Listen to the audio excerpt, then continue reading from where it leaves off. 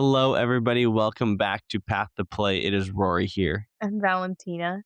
Today, we will be doing a little bit of a different episode where we react to youth sports conversations happening on Reddit. And we really wanted to do this because this is a platform where there's real, current, and unfiltered conversations going on, and we think that really matches our style and what we're trying to do here. Yeah, I think we obviously relate to a lot of the experiences that are being shared on Reddit, and it's just another way for us to validate others who are in different communities and where we can also give our thoughts and experiences to make people feel heard. But before we get into that, we're going to start out with our question of the day. And since we'll be talking about youth sports and we always talk about soccer, Valentina, what sport are you worst at? The I it's hard to answer this one because we were talking about this with my friend the other day, and then Dory and I were discussing right now. You could probably say I'm bad at a lot of other sports that aren't soccer, but I would probably put basketball up there Mhm. as one of them. We did an intramural basketball team in college, probably my June no, I think it was my senior year when we were done with soccer, and it's just really hard to keep control of the ball when you've never really focused on hand-eye coordination sports. Yeah, it's definitely one of those that you need to start young because it's such an unnatural way to, I guess, control a ball with your hand. Yeah, yeah, I did the soccer throw-in. I used that for my And I'm assuming didn't turn out very well. well, you would be surprised. Sometimes it would work out to my favor, but I wouldn't I'm sure any basketball player would say that that's horrible form. What's your worst sport? I played a lot of the hand-eye coordination sports when I was younger, like baseball and basketball, so I'm decent at those. But what I'm really terrible at is swimming, which is probably not good for like life safety skills as well. But we just didn't really grow up swimming very much. It doesn't get Mm. super hot in the summers in Seattle, so I actually didn't know how to swim until I was probably like 12. Oh my god. So, but I don't thankfully, I kind of can now. I can't get the breathing down, so I can't do more than like 2 laps. yeah, there's no way you can be a child in Arizona and survive if you learn to swim at 12. Like, I was taking swimming lessons when I was less than 1 year old. Yeah, Maybe probably 1 actually, but very regional strengths right there. for sure, for sure. Okay, so moving on, we're just gonna read the post and then kinda give our thoughts and talk about what was said in the replies under that. So the first question is, how do families balance school, sports, and everything else? This question, I feel like we've talked about a lot, makes a ton of sense because youth sports at a high level take up so much time. So if a kid is playing one, in our scenario, soccer, that just takes up so much time between the travel, games, and practices. How do you balance everything else within that?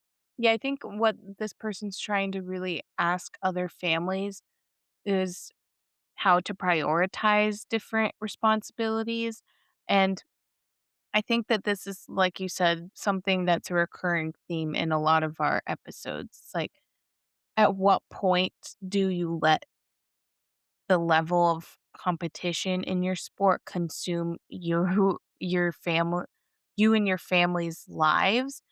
And I think my thoughts on this are generally just the same themes that we've been talking about. It just depends on your goals. If you know that you want your athlete to play at the top level, then it's probably going to consume your life.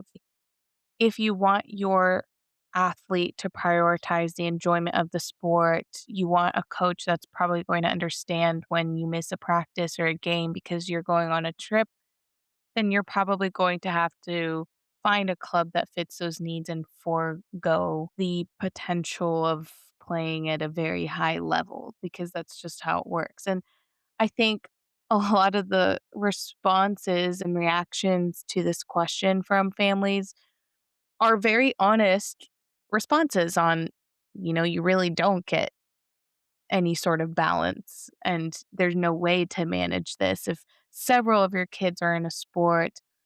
Some people even said that some elite players do online school. I didn't do online school. Did you do online school? No, I did not. Yeah, so I think it just depends on how much you want to commit to it, and short answer is it just depends on what your and your athlete's goals are. Yeah, I agree. For my family, my parents definitely wanted to make sure that my brother and I were 100% into soccer. And then once we showed that we were, they were ready to fully commit. But once they did, and we were both playing high level youth soccer, it, like you said, controlled our lives and kind of how the timing of everything worked. So it really is something that you have to commit to, and figuring out if your child wants to do that is definitely the first step, I think. And then one other good answer that I see on here is someone's offering potential solution to managing your time or getting some of your time back or making use of your time is carpooling and then multitasking during practices, doing something else while that's going on. And I remember my mom was really good about that. Like she would bring her stuff from school to grade for her students, or she would go on a walk during my practice, things like that. Yeah, those are definitely 2 great call outs. We would always carpool, and I do remember my mom bringing her work as well to Mhm. trainings. Staying on that topic of timing, the next question that we want to talk about is, do kids still play multiple sports? This was a theme that I saw a lot, and it seemed like parents were saying, when I was a kid, we would play multiple sports. Everyone did that. But now they're just so intense. It doesn't seem like I have enough time to even let my kid do that. I think unfortunately this is true that it used to be way different, the whole idea and the whole concept of youth sports. I think it was much more of a priority to get young athletes and young kids the experience of playing multiple sports. And then I think now the priority is much more on getting kids into the system early on and then trying to get them at the highest most competitive clubs for their respective sport. And I feel like I sense this is the general outlook in most people's responses and reactions to this question, where families feel like they don't really have a choice but to put their athlete in one specific sport, right? Like they feel if they give up the competitive club, they don't really even get a good experience with youth sports because the lower levels don't really offer the same experience of competitiveness. And then if you do choose to specialize, then you lose that experience of playing multiple sports. So I can see how it might feel like a lose lose situation, right? Like, even if your athlete doesn't have any plans to go play pro or play division 1, it feels like there's almost not even an option to find a good middle ground between still being competitive and also having the flexibility to play other sports. Yeah, I agree. And I think from when it's changed so much, even from when we were younger, there were so many more clubs, especially in Seattle. There were more clubs that were kind of local travel. So it was still definitely a step up from your very local recreational town league, but it wasn't an insane time commitment to where you couldn't play other sports. And because of that, I was able to play other sports until probably about 12. And I think that was super beneficial, but now they're doing things like pre-ECNL that start when they're 7 or 8. And so I totally understand these parents' questions and concerns about specializing so young, but then feeling like you're getting caught behind. Yeah, and I also feel like it depends on the means of your family. I'm sure there are many athletes out there who can engage in multiple high level sports because you're able to pay for them or you have the time because you have more childcare, things like that, that some people might not have additional support to get one of their athletes or all of their athletes into different sports and different schedules. It becomes really hard and time consuming, like, the last question was alluding to. Yeah, and one piece of advice I would like to throw out there is, if you are having your athletes specialize at a very young age, definitely be aware of any sort of burnout signs. I know a lot of the kids who started out very intense at a young age never fully made it to when we were going to college. It just takes such a toll on your body physically and mentally, and so much changes when you hit puberty, especially for guys, that I would prioritize fun and multiple sports rather than that hardcore specialization that young. Yeah, especially if you want hand-eye coordination Yeah, skills when you're especially if older. you wanna be able to play basketball intramural in college. Alright, so then the next post that we wanted to react to was path to college soccer without club. So some people were pretty much asking, is it possible to play college soccer without playing high level club soccer? I feel like mind you, everyone, these are in the moment reactions. Like we are fully following the Reddit forum spirit and we're reacting to these live. And my short answer to this is probably it is very unlikely that you will find a college soccer spot without club at this point unless you are the next biggest thing in the US at least. Yeah, I full honesty, I've never met anyone in college soccer who didn't play clubs, so I would say the odds are very low. Maybe you have the greatest ID camp performance of all time, Mhm. but realistically, it's very unlikely. Yeah, and I think that seems to be the reaction to a lot of the people in this forum too is, getting the athletic scholarship for soccer is slim at best. So it is really tough because the biggest thing here about club is that it's like jobs. I think of jobs. It's like it's hard to bypass the filter of having the college graduate stamp of approval when you're already in a huge pool of applicants, right? I think it's similar to this. It's like club sports put you in that environment that gives you the stamp of approval to college coaches that say you've had this experience, you've been training up to the point where you are more likely to be successful when you're transitioning to college sports, regardless of the division. All of those things that I think put you in a better position to get that athletic scholarship for soccer. Yeah, I agree. And someone makes a really good point though in this forum saying that the odds of getting a college scholarship athletically are so slim. But in this scenario, if you're not playing club soccer, but you want to play soccer in college, going for an academic scholarship and then playing intramural soccer is a great option. I think that's a great point. Oh, for sure. And I also think that we've loosely talked about club sports, but club sports can be very competitive as well. I actually think that that's the best example of a middle ground because you have your intramural sports, typically your club sports, and then the actual school team. I don't know what you call them. Varsity? Yeah, I don't know. varsity. The Yeah. actual team that represents the school. And club sports, I mean, even at Seattle U, our club soccer team traveled from what I could tell. Yeah. So I think it's still a great experience. And as you said, they all still can very much get an academic scholarship. Yeah. I had a few friends who did it and loved it. Yeah. So again, depends on your goals, I guess. All right. So then the next question we wanted to cover was a very common one. And the theme was, is it better to have your athlete be a average player on in the highest youth level or be a very good player in one of the lower levels? I think this one really depends on one, the athlete's desires, and then two, your age. When you're younger, I would say it definitely matters more to build up confidence and play a lot of minutes and really enjoy playing. So I would say being a better player in bit of a lower division would help.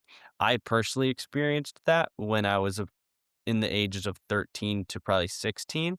Once you're a little higher up in age and you want to play in college or or you're at least thinking about it, then the level that you're playing in matters a lot more. Yeah, I'm gonna default to the responses in the forum here because I actually love what people are saying here. It is a very nuanced case. And I think it really depends on the person. But I really like what this answer is saying on it really depends on whether you're trying to build confidence, whether you're trying to build actual physical, technical skill. And then I really like this one emphasis on development when you're a young athlete. If you're on a team that's consistently getting destroyed Yeah. all the time, I feel like that sometimes can really suck and you're not really getting anything out of it for the most part, like if it's a long term situation. And then on the other hand, if you're always the best player and you're always destroying the other teams, I also don't think that that's going to benefit you in the long run, right? Like, I think both situations require change, a challenge in some way that can foster a space for the athlete to continue to develop, whether it's mentally, whether it's physically. I just think that it is very nuanced. And I think at the end of the day, it really does depend on the athlete individually and what they're trying to build on. And there's really a fine line to both sides of this where you don't want to be beating up on other weaker teams, but you also don't want to be not really playing at all on a good team. So it really depends on your priorities and also if your athlete is having fun or not. Yeah. And I mean, I think this is something I think about from the college perspective too. Because is it really better to be able to say that you were on a Division 1 college team, but you never ever played, right? Like you never Right. even saw the field. Or to say, I played at a Division 3 school and I was a really great player and I got all these minutes and I got to play against a lot of different players and I led the team, you know? Like which one's better? I don't know. I depends on whether that athlete was happy and content with going to a Division 1 school for whatever reasons. And then I just think that it's all very nuanced depending on the actual individual athlete and what they value and what they want out of the experience. Very well said. Okay. We have one more post for you guys, and it is most parents get pay to play academies in Europe wrong. And I actually hadn't thought about this topic in a really long time, but it came up a lot on this Reddit forum, and I thought it was really interesting. Did you ever get those emails in high school of like come to Malaga, Spain for 2 weeks or a month and during the summer and you'll get to train with all these people and that kind of stuff? Maybe, but I don't remember, so probably not. I remember, and I wanted to go, but I remember talking with a bunch of my teammates about it, and we would always get these like sales emails that basically pitch that you're going to go to Europe and play for these academies for 2 weeks to 4 weeks, and you're going to train with them, and it'll basically be a trial, and they'll be scouting. And a lot of the answers in these forums I really agree with. And they talk about how they're not really scouting you. And a lot of the time, it is a money play. And so I think this is a good topic to talk about if you guys have ever gotten one of those emails. I didn't even realize it was that big of a conversation in the youth sports world, to be honest. Like, this comment is definitely new to me. I think it's probably much more specific to male athletes, but the the thing that I would want families to know before committing to one of these is that Americans can't even sign for European clubs until they're 18. So the whole scouting premise kind of gets knocked off by that. Is it a cool experience? Probably. If you're, let's say, 16 going to Spain for a month, getting to train, I'm sure that's a ton of fun. So if financially it makes sense and it's something your athlete really wants to do, I would say, why not? But I would not look at it in a perspective of, "Oh, yeah, he's gonna get scouted in Spain." Okay, so what I'm hearing is that this confusion is mostly coming from parents who perhaps want their athlete to go and play overseas and bypass college soccer and play at the professional level faster than the traditional path of going to college and then maybe getting drafted or going overseas to play?